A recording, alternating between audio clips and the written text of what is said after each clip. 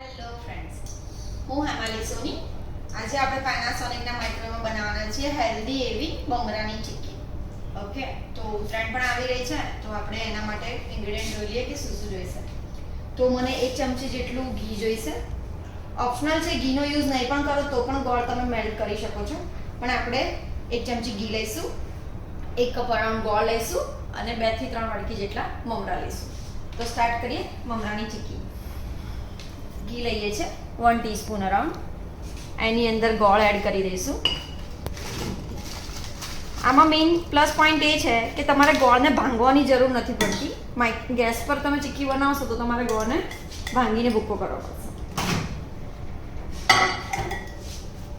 Micro પાવરની અંદર 100 power ઉપર જ 1 મિનિટ માટે આપીને સ્ટાર્ટ કરવાનું છે.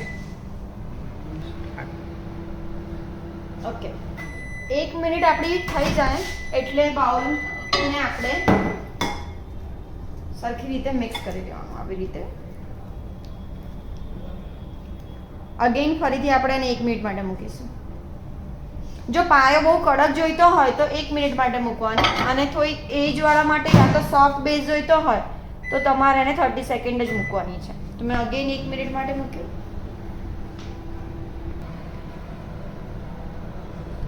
તો બીજી મિનિટ પણ આપણી ઓલમોસ્ટ ફિનિશ થઈ ગઈ છે. ઓકે, તો આપણો પાયો આ રેડી છે મમરાની ચીક્કી માટેનો. બસ સિમ્પલ. હવે ખાલી મમરા એડ કરીશું.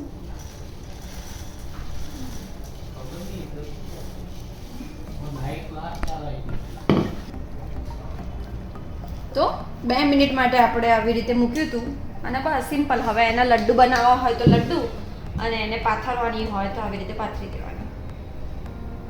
ચીક્કીનો પણ શેપ આપી શકો અને લડ્ડુનો પણ શેપ આપી શકો.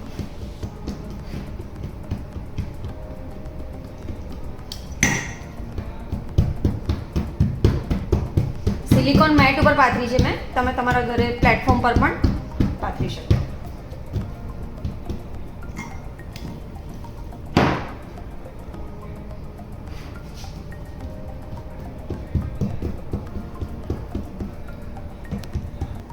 ઓકે, તો જે આખું આપણે સીટ ભરીને વણી નાખી, બાકી એક્સ્ટ્રા બચ્યા છે તેને આપણે લડ્ડુ બનાવી લઈશું આવી રીતે.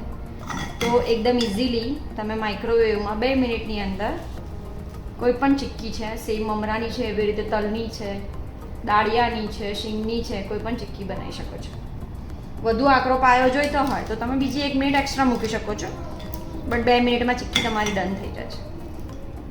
તો રેડી છે ચીક્કી. Thank you.